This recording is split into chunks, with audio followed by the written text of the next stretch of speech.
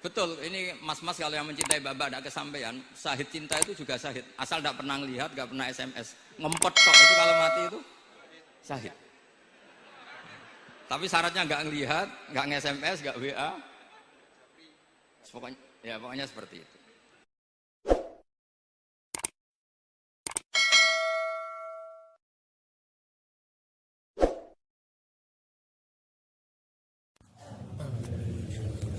Bismillahirrahmanirrahim. Alhamdulillahirabbil alamin.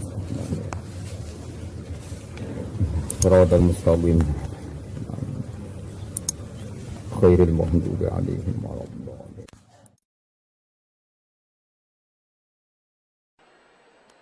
Assalamualaikum warahmatullahi wabarakatuh.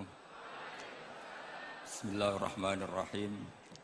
Tabarakalladzi nazzala al-furqana ala 'abdihi liyakuna lil 'alamin nadhira. Allahumma sholli wa sallim ala sayyidina Maulana Muhammadin wa ala alihi wa sahbihi asma'in amma ba'du. Yang sangat saya hormati Rektor Tribakti Kiai Haji Abdul Ghaffari, semua keluarga Lirboyo, semua yang hadir yang saya hormati. Ini tadi saya diajari doa maksa Tuhan. Saya punya sanad yang mungkin lebih keren. Jadi ada seorang Arabi berdoa di Raudhah. Ya Allah, jika engkau jadikan orang soleh, maka yang senang adalah kekasihmu. Jika engkau menjadikan saya orang fasik, maka yang senang musuhmu, yaitu iblis. Tinggal jenengan mau nyenangkan kekasihmu apa musuhmu. Akhirnya ada hatif, ya sudah, soleh saja soleh, doa kok gitu. Artinya kalau seseorang soleh yang suka siapa? Rasulullah. Rasulullah berstatus Habibullah. Ya Allah, kalau engkau jadikan aku orang soleh yang suka kekasihmu. Kalau aku jadi orang fasik yang suka musuhmu. Terserah jenengan mau menyenangkan musuhmu apa menyenangkan kekasihmu. Coba ampun, terserah jenengan. Tentu pilihannya Allah menyenangkan kekasih Allah. Itu saya ijazahkan ini. Semoga agak diterima. COVID. Jadi kalau di Ihya itu ada Kitabul Wujdi, ada yang baca Al-Wajdi. Tinggal zaman mondok ngarokati apa enggak tahu saya. Resiko mondok Lirboyo memang gitu, kata Mbah Mun itu harus semuanya diharokati. Tapi kata Mbah Mun, ini sarang, jangan harokati semua, jangan maknani semua. Kalau dalil di sini katanya kan apa itu al ilmu sayyidun wal kitabatu qaiduhu. Jadi ilmu itu ibarat hewan liar, supaya enggak liar dicancang gitu. Tapi kata Mbah Mun, abok cancang kabeh ya ketekeken mati gitu. Jadi ini, nah saya ini kan dikatakan Gus Kafafi tadi cucu murid. Ini saya senang sekali karena memang saya jarang mau diundang pengajian umum. Karena diundang itu artinya kan makmur, diperintah. Sehingga ini sekaligus maklumat, yang enggak merasa mbah guru, jangan ngundang saya, itu kualat nanti. Karena saya berkali-kali bilang, hormat kiai itu wajib, tapi ngatur kiai itu haram. Jadi aturan mainnya jelas, hormat kiai itu wajib. Seneng kiai wajib, tapi kalau ngatur kiai haram. Ngatur itu ya fatwa itu, fatwa ya. Begini, saya ini baru neliti, mungkin ini tahadus bin nikmat. Saya berkali-kali rembukan sama, termasuk diantaranya sama Profesor Quraish Shihab. Itu mau menjadikan manhajul Quran itu mudah. Di antara kitab yang saya pelajari serius itu kitab Syajaratul Ma'arif. Nanti sebagian tak tinggal di sini biar diajarkan Gus Rikza. Itu rencananya PSG Pusat Studi Qurannya Pak Quraish itu menerbitkan itu. Sementara ini sekarang di UI Universitas Islam Indonesia saya juga ngajar kitab itu. Kitab itu begitu mudah menjadikan Quran itu pegangan. Kalau di sini katanya mau dimilenialkan itu, milenial itu. Itu begini, misalnya begini. Ini saya beri contoh. Jadi peristiwa-peristiwa khusus yang ada di Quran itu ditabwib secara umum. Jadi ini saya nanti tidak guyon supaya Gus Rikza agak kelihatan kalah, karena kalau guyon-guyonan itu menang saya. Saya ini orang Pantura. Saya misoh saja ada dalilnya. Karena memang dalam tarikh-tarikh itu gitu. Ini Muhammad ponakan kamu, kata orang-orang kafir. Saffaha ahlamana wasabba alihatana. Semoga gak ada yang menerjemah wasabba alihatana. Kitab itu mudah sekali. Misalnya begini, saya beri sekian contoh, mungkin 3 sampai 4. Babu nafil ibad bikullil bilad. Bab kalau seseorang itu harus manfaat di mana saja dia berdomisili. Terus beliau secara mudah bilang qala ta'ala hakian an Isa bin Maryam wa ja'alani mubarakan ainama kuntu. Saya adalah orang yang hidup di mana-mana itu membawa apa? Berkah. Terus beliau memberi judul secara umum babu nafil ibad bikullil bilad. Sehingga saya di Rembang, di Lirboyo atau di mana saja, etikanya satu, harus bermanfaat. Setidaknya manfaat kalau ada orang ingin menang ya saya ngaku kalah lah. Kalau ada orang yang ingin saya diangkat jadi murid, ya oke saya jadi murid beliau. Enggak masalah. Karena bagian dari kesalian itu tawaduk. Pasti yang tawaduk jadi wali karena man tawadu'a rafa'ahu Allah. Yang kumo luhur jadi guru pasti tidak jadi wali.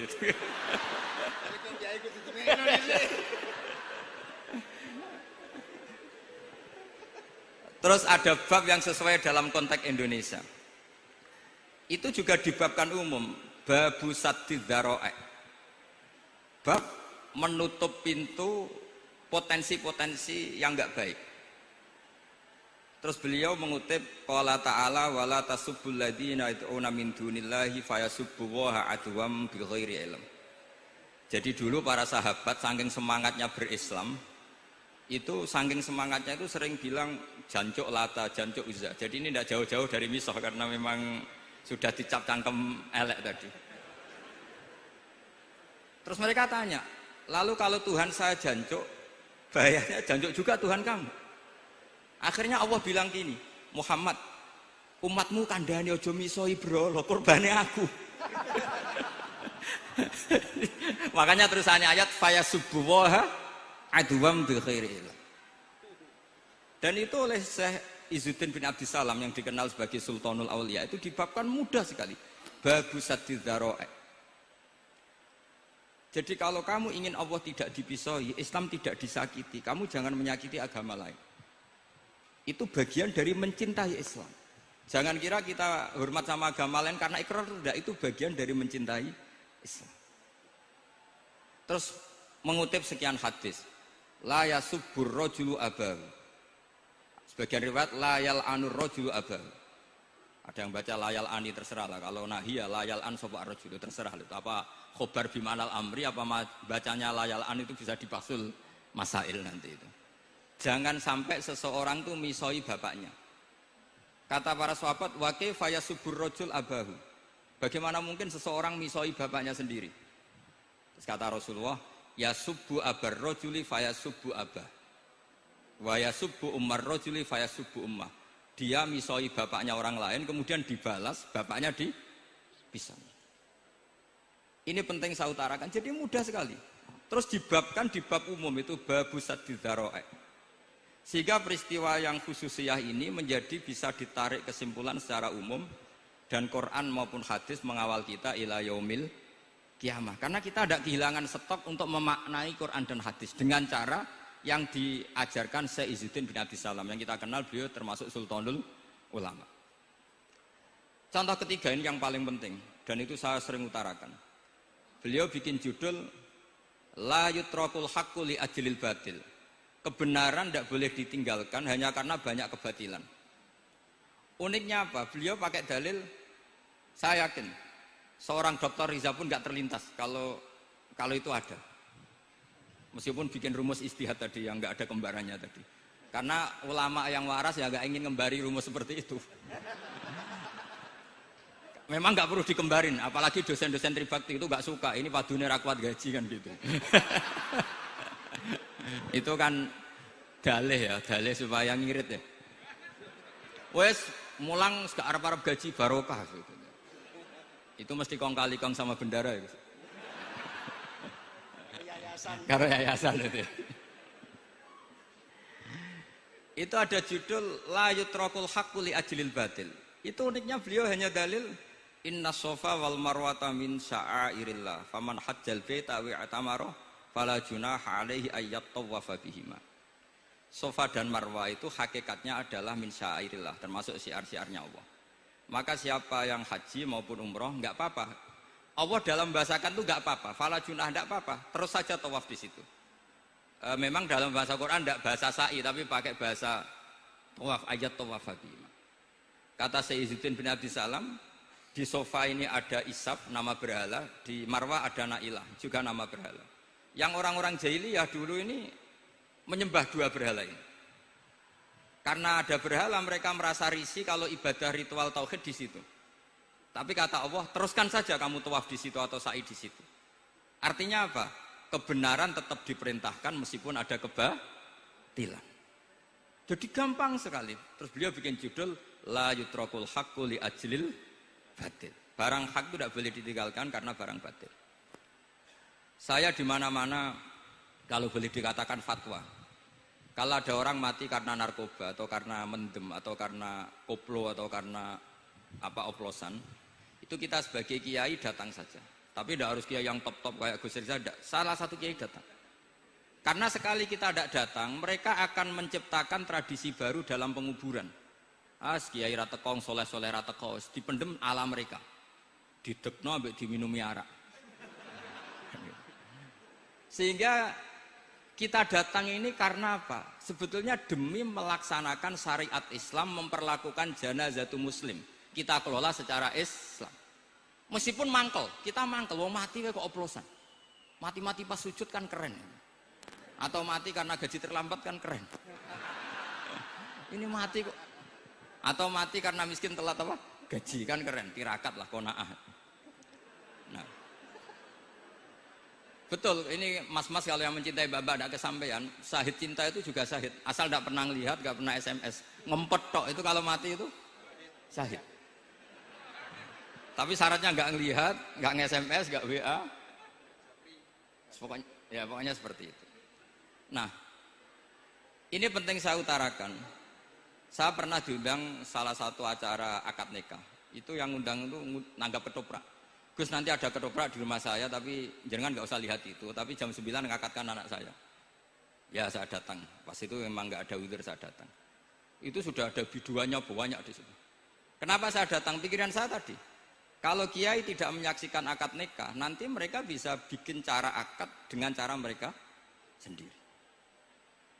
Sehingga takbir-takbir yang di fikih, misalnya walimatul ursi itu kalau ada ikhtilatur rijal wan nisa haram hadir, itu nggak pernah dilakukan oleh guru-guru kita. Setahu saya Mbah Mun, bapak saya, guru-guru kita, meskipun ada ikhtilatur rijal wan nisa, mereka kalau ada walimatul ursi asal tidak ada udzur itu datang.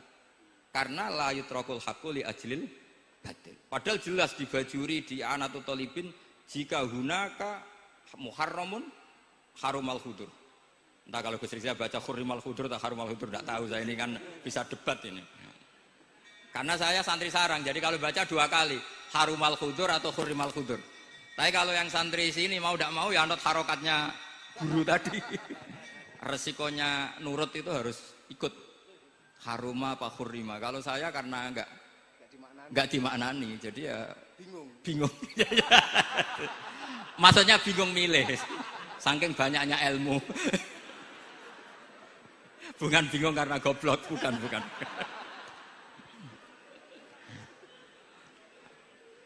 Ini penting saya utarakan. Jadi judul itu penting sekali. La yutrakul haqqu li ajlil batil. Contoh keempat, babu tolabil manzilah.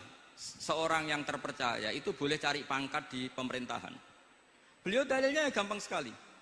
Yusuf ketika merasa mampu mengendalikan ekonomi, ketahanan pangan zaman itu, beliau matur ke Aziz, ke penguasa Mesir, qala ja'alni ala khazainil ardh. Jadikan saya sebagai pengelola hasil bumi. Ini hafizun alim, saya ini orang terpercaya, saya ini orang yang pinter. Maka ngaku pinter itu boleh asal pinter betul. Karena Nabi Yusuf bilang ini hafizun alim. Ini sudah 4, sampai berapa? 7 sampai 7. 5 aja nanti ilmunya habis. Jadi saya mohon nanti kitab itu saya tinggal satu, tolong dipelajari teman-teman supaya apa ya, ada cara mudah. Dan kitab itu pernah dibaca Syekhina Kiai Maimun di Sarang, pernah tak bawa ke Jakarta, saya diskusikan dengan Pak Profesor Quraisy Shihab. Terus sekarang juga dalam proses diterjemah. Tapi saya mohon ini yang nggak penting, terjemahnya itu nggak penting sebenarnya. Ini anak-anak Lirboyo kan bisa ngartikan sendiri, bukan sekedar terjemah tapi ngartikan sendiri. Itu unik, cara memahami itu unik sekali dan mudah. Jadi setiap peristiwa khusus itu diberi judul umum. Nah barokahnya judul umum ini, Quran itu menjadi ngawal kita ila yaumil qiyamah. Tapi kalau itu kamu anggap ini peristiwa Yusuf, ini peristiwa Yakub, peristiwa Ibrahim, maka seakan-akan Quran itu tidak untuk kita. Makanya tadi, misalnya wala tasubul ladina dibabkan babu saddid dzara'i. Itu semudah itu, segampang itu. Sehingga dalam kitab Minhajul Abidin diterangkan ada seorang wali yang takut dosa karena banyak perempuan cantik yang pakai celana pendek, banyak bulat lah di dunia itu. Singkat cerita dia uzlah, dia santai-santai di gunung makan rerumputan. Terus ada wali yang kelasnya lebih tinggi. Kamu di sini ngapain uzlah? Kenapa? Meninggalkan dosa. Terus digojlok sama wali yang lebih senior. Kira-kira ya saya gojlok Gus Rizal gitu. Kata si wali yang lebih senior tadi, taraktum ummata Muhammadin fi aidil mubtadi'ah. Sebetulnya kamu itu tidak menghindari dosa, tapi malah parah. Ketika umat tidak kamu pimpin, artinya membiarkan dipimpin kelompok lain. Dan itu bisa orang ahli bid'ah, bisa orang kafir, bisa yang lebih menyesatkan. Jadi uzlah itu tidak solusi. Ini pentingnya pembanding. Jadi gak apa-apa nanti setelah saya ngisi, dikasih kesempatan untuk bully saya, gak apa-apa. Saya terlalu sakti untuk dikalahkan. Jadi artinya muhibin saya itu gak ngefek lah kalau saya diadili siapa? Gus Riksa. Gak ngefek. Jadi menurut saya nanti tak kasih kesempatan untuk ngadili saya. Terus setelah itu selesai, saya tidak jawab lagi. Sebagai latihan calon wali itu harus sabar, man. Jadi wal kadhiminal ghaidha wal afina anin nas. Jadi setelah saya dibully nanti saya bilang sudah saya maafkan, wassalamualaikum, terus gitu. Terus contoh yang paling ekstrim gini Gus Rizal, ada contoh babu jawazin namimah limaslahatin. Bab boleh adu-adu. Adu-adu itu mengadukan satu peristiwa yang buruk ke orang lain karena maslahat. Itu contohnya unik sekali. Saya ini bingung, masa ada namam atau namimah kemudian ditoleransi. Terus beliau pakai dalil wajah arojulum min aqsal madinati yas'a. Qala ya Musa innal mal'a ya'tamiru nabikal yaqtulu kafakhrus innilaka minan nasihin. Musa, saya ini pegawai kerajaan Fir'aun. Saya termasuk perwira di kerajaan Fir'aun. Saya tahu rapat tadi malam itu memutuskan menangkap kamu untuk dibunuh. Maka kamu harus secepatnya keluar dari Mesir. Itu kan sebetulnya tipikalnya agak namimah, adu-adu, tapi limas lahatin. Itu mudah sekali kitab itu. Jadi saya mohon anak-anak Tribakti yang mau mengkaji Quran ingin alim pakai kitab itu. Saya jamin kalau khatam pasti alim. Khatam paham maksudnya. Daripada sampean pakai metode usul fikih itu keruwetan karena selain judulnya sudah ruwet. Lubul usul itu sudah ruwet. Dulu saya ngaji di Sarang itu semua satu kelas itu semuanya dapat 4 terus. Kecuali saya tidak dapat nilai karena gurunya bingung biji. Tidak tahu bingungnya itu karena dianggap terlalu alim atau terlalu goblok, tidak tahu saya. Yang jelas usul fikih saya itu nggak ada nilainya. Begini kalau dalam usul fikih kan begini. Ya ini agak menghormati pasca sarjana jadi agak-agak ruwet biar kesannya itu ya intelek atau pinter lah gitu. Kalau guyon terus itu kan nganggap sampean itu isane mau paham guyon itu. Jadi gak ngergani orang seperti orang guyon terus itu. Tapi ini agak serius. Begini. Misalnya saya sebagai kiai ngundang Zaid, kamu ke sini. Saya jelas sebut Zaid ke sini, ada tamu. Sebetulnya saya ingin Zaid apa ingin cah dalam siapa saja asal bisa melayani tamu. Zaidun itu zikrul ba'di wa iradatil kul apa zikru zaidin fi ainihi. Itu kan jadi perdebatan di ilmu usul fikih. Ketika Zaid gak ada, terus di situ ada pelayan yang bernama Bakar Umar gak datang, pasti kiainya marah. Cek sombong ya santriku, tak udang rano sing moro. Terus misalnya anak-anak bilang, Pak Yai Anda kan tadi manggil Zaid, tidak manggil kita. Cek goblok maksudku ono sing nyuguhi teh. Ora kudu Zaid, Bakar Umar yo kena. Bocah kok goblok kan mesti gitu. Artinya gini, menyebut aktor dalam Quran atau hadis itu yuradu syakhsun bi'ainihi, apa itu bagian dari zikrul ba'di wa iradatil. Sehingga semua peristiwa di Quran, entah itu nyebut Fir'aun, berarti mewakili orang togo, orang yang lajut. Menyebut Musa mewakili orang baik. Apa bagaimana? Itu jadi perdebatan. Nah itu di kitab usul fikih itu penjelasannya ruwet sekali. Sehingga mungkin misalnya begini dalam satu kaidah usul fikih. Hormati tamu yang datang ke saya, siapa saja. Setelah itu saya ralat. Hormati Zaid jika datang bertamu ke saya. Dalam usul fikih itu potensi Zaid ini menjadi mukhassis, berarti siapa saja menjadi batal karena ditaksis kata Zaid. Ada potensinya begini, siapa saja tetap berlaku dan kiai menyebut Zaid adalah zikru ba'di afrodi dzalikal kulli, menyebut individu dari kuliah yang masuk. Jadi tetap hormati tamu siapa saja. Yang termasuk siapa saja adalah Zaid. Apa siapa saja tidak menjadi hukum karena terganti hanya khusus Zaid. Itu jadi perdebatan di perdebatan usul fikih. Jadi terlalu ruwet. Tapi kalau di kitab tadi yang Sajaratul Ma'arif karangannya Izzuddin bin Abdus Salam, itu gampang sekali. Saya baca itu min awali hatta akhir itu tidak ada yang iskal, gampang sekali, mudah sekali. Karena tadi mungkin dikarang ahlinya dan dibaca oleh ahlinya, jadi gampang sekali ini. Jadi semudah itu, istidlal itu gampang sekali. Ya saya ulang lagi tadi, karena ditulis orang ahli dan dibaca oleh orang ahli. Tapi saya pastikan kitab itu tuh mudah sekali. Kenapa saya menyarankan begitu? Karena begini, sekarang itu banyak orang menafsirkan Quran karena hanya melihat terjemah atau dengar-dengar dari orang lain. Sementara kita yang gudangnya, kita ya semua lah santri sarang Lirboyo semua, itu tidak mau memulai. Andai kan kita mau memulai, maka kita akan tahu apakah zikrus syekh itu menjadi takyin, harus itu, atau zikrus syekh itu zikrul ba'di wa iradatil kul. Saya beri contoh masalah hukum fikih. Karena ini bidang saya. Saya dulu ketika muda sering makili Anwar Musyawarah di Lirboyo. Dulu yang makili Lirboyo Gus Isom. Gus Rizal belum musuh saya dulu. Belum musuh saya dulu.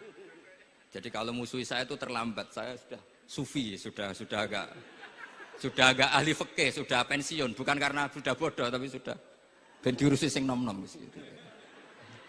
Sudah makom saya sudah ndak itu sudah. Ndak tahu entah makom saya dari mana, ndak tahu saya. Misalnya begini, saya beri contoh.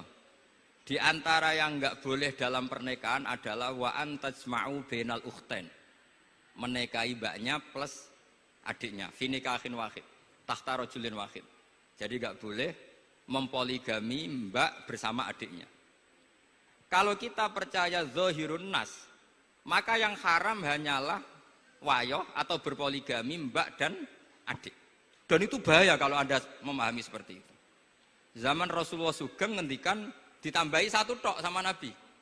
Wala benal mar'ati wa ammatiha wala benal mar'ati wa kholatiha. Itu kalau orang Jawa kan satu, karena bulik dan bude, orang Jawa itu sama, dari bapak ya bulik, dari ibu juga bulik. Tapi kalau orang Arab bilang min jihatil ab disebut ammah, min jihatil dikatakan kholah. Nabi zaman Sugeng itu hanya nambah itu tok. Juga agak boleh menikahi ponaan plus buliknya atau menikahi buliknya plus ponaannya.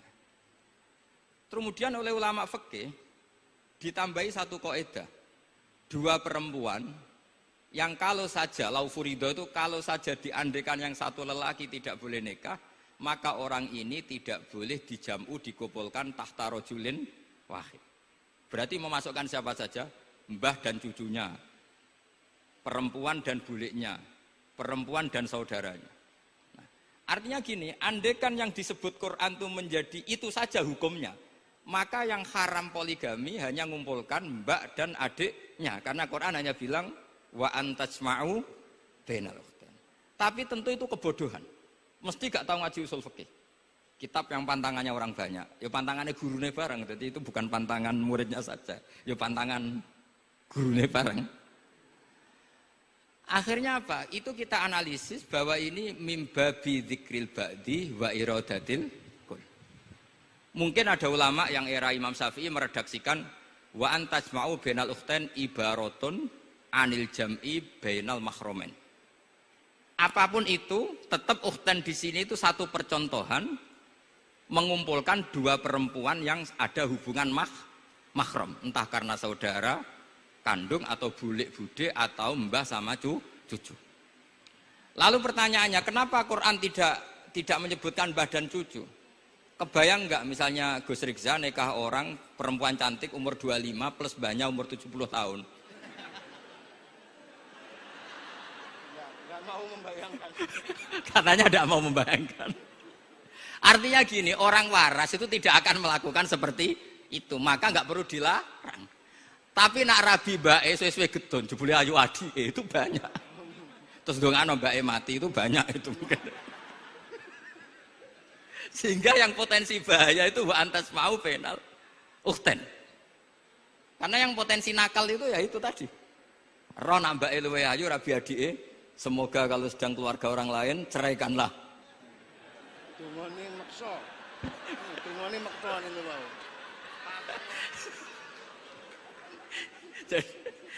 Jadi ini penting saya utarakan. Jadi ini serius tapi saya tetap rileks. Jadi mohon dipelajari lah usul fikih.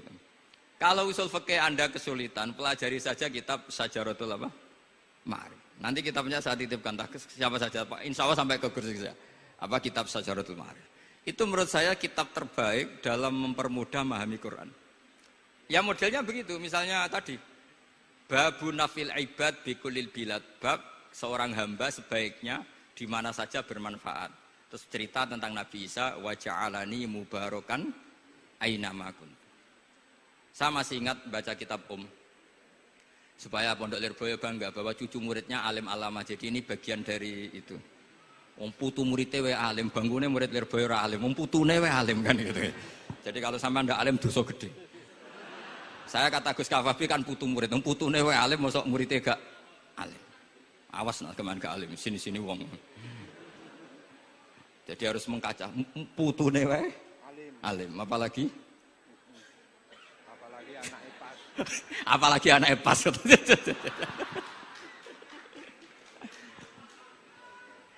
Jadi tadi sampai mana, Gus? Lupa ya. Sampai adik ayu. Adik ayu. Mbake sing ayu. Ditungakno tadi. Ya ditungane bentang mati adike oleh mbake. Tapi adiknya mati, Gus. Saya teruskan lagi ya. Jadi kalau saya masih ingat baca kitab karangannya Imam Syafi'i dalam tema yang mirip ini. Ketika beliau ditanya, boleh ndak seorang lelaki uzubah tidak nikah? Waqat qala Rasulullah sallallahu alaihi wasallam an nikah sunnati faman rohiba an sunnati falaysa minni. Itu kata Imam Syafi'i. Ya kalau dia tidak nikah karena benci sunnah Rasulullah itu buruk. Tapi kalau karena takdir dia tidak suka nikah atau gak payu rabi ya gak apa-apa. Terus Imam Syafi'i ditanya, apa dalilnya? Jawabnya Imam Syafi'i itu rileks sekali. Inna wa ta'ala dzakara abdan sholihan wa wasofa bi annahu hasur. Terus beliau baca ayat wasayyidaw wa hasura wa nabiyyam minas sholihin. Allah itu menyebut sekian hambanya yang soleh. Dan di antara hambanya yang soleh itu berstatus hasur, orang yang tidak nikah. Artinya tidak nikah itu bukan mengganggu kesalehan. Maka uzubah itu halal.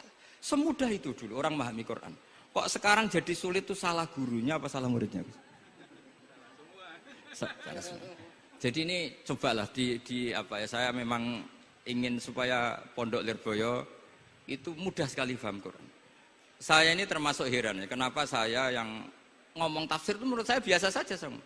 Tapi saya kata orang banyak itu sudah mufassir. Kenapa saya ngomong biasa saja? Karena ya tadi dengan perangkat-perangkat ilmu kayak usul fikih, kayak fikih sendiri, termasuk kitab Syajaratul Ma'arif, memang memahami Quran itu gampang. Wong kafir saja bisa paham dulu. Umar ketika paham Quran itu belum mondok Lirboyo. masih kafir. Nggak pernah jadi mustahik. Apalagi wakil rektor, nggak pernah. Tapi ketika adiknya Fatimah baca Quran, Toha ma anzalna alaikal qur'ana litashqa illa tadhkirata liman, itu dia faham dan menjadi masuk Islam. Itu coba fahamnya itu sama ngajinya dulu mana? Dulu fahamnya karena Quran itu muyassar, mudah. Pernah ada seorang ustadz yang mungkin kalau sekarang agak ekstrim lah. Sama ndak usah bilang cingkrang, ndak usah, pokoknya agak ekstrim. Kamu kok senengannya nuduh orang itu. Sampai saya kadang ketularan, saya ini orang baik, gak suka nuduh orang. Itu ada orang yang agak ekstrim itu, datang ke Harun ar-Rasyid. Ya Amirul Mukminin gitu. Inni nasihun laka famusaddidun alaika. Fala tajidanna alayya fi nafsika syai'an. Saya ini orang baik-baik, ingin nasihati jenengan, cuma saya agak kasar. Musaddid itu agak kasar. Dalam bahasa Arab musaddid siddah itu kasar. Kasar atau tegas, kasar lah. Dalam konteks ini maknanya kasar. Fala tajidanna alayya fi nafsika syai'an. Mohon jangan dimasukkan hati. Apa kata Harun Rasyid? Ngendikan itu mudah sekali dan itu sangat Qur'ani. Kata Harun ar-Rasyid, uskut ya ustad. Sebagian riwayat uskut ya jahil. Hei orang bodoh, kamu diam. Inna Allaha ta'ala ba'atha man huwa khairun minka ila man huwa syarrun minni. Wa ma'a dzalika qala ta'ala faqula lahu qawlan layyinan la'allahu yatadzakkaru aw yakhsha. Kamu diam hei ustaz bodoh. Allah Ta'ala itu mengutus orang yang lebih baik ketimbang kamu, yaitu Nabi Musa, ke orang yang lebih buruk ketimbang saya, yaitu Fir'aun. Itu saja harus beretika. Faqula lahu qawlan layyinan. Kok kamu sama-sama muslim mau main kasar sama saya? Kitabnya mana? Kira-kira seperti itu. Akhirnya ustaz tadi, ternyata jenengan lebih alim, mboten sios. Semudah itu orang memahami Quran. Inna wa ta'ala qad ba'asa man huwa khairun minka ila man huwa syarrun minni. Fa inna wa ta'ala ba'asa Musa. Wa Musa tentu lebih mulia ketimbang ustadz ini. Ila man huwa syarrun minni. Saelek-elek Harun Rasyid itu jelek Fir'aun. Musa yang Rasul yang orang sangat baik diutus ke orang yang sangat buruk yaitu Fir'aun. Itu saja beretika faqula lahu qaulal layyin. Harus sopan. Jadi kayak apa? Saya bayangkan kayak apa bahagianya kita kalau melihat santri-santri ini memahami Quran seperti ini. Itu kan mudah. Mudah, nggak perlu dokter, bisa, juga perlu. Bisa, maksudnya bisa. Nggak perlu dapat honoris causa dari apa tadi? Profesor cangkem elek tadi. Profesor bidang cangkem elek. Jadi karena Quran itu dalil, kata Ibnu Abbas, Al-Quran dalil. Dalil itu mudah ditaklukkan. Dibawa kemana saja itu bisa. Nah, ini yang terakhir, khasnya NU itu wasilah. Ini terakhir, nanti setelah ini selesai. Tapi saya mohon MC atau moderator atau siapalah ngasih waktu Gus Rizal untuk bully saya. Dan saya jamin tidak tak balas. Tidak tak balas dan saya latihan legowo. Legowo tadi wal afina aninas. Sudah itu kata Rasulullah kan gitu, orang yang meninggalkan debat padahal dia benar, banawahu baitan fi rabbil jannah. Jadi sudah saya ingin masuk surga lah, tidak usah repot-repot berdebat. Wasilah misalnya Gus Kafabi niru Mbah Makhros atau Mbah Mun niru Mbah Karim niru Mbah Khalil Bangkalan sampai guru-gurunya. Karena zuriyatam ba'duha min ba'd. Saya juga alhamdulillah kemarin 3 bulan yang lalu, 4 bulan yang lalu Pak Said itu nyari nasabnya di Kudus. Kebetulan beliau sudah dengar-dengar kalau saudaranya Mbah Sahal. Mbah Sahal itu sepupunya Mbah saya, nyari-nyari ketemu beliau senang sekali. Cuma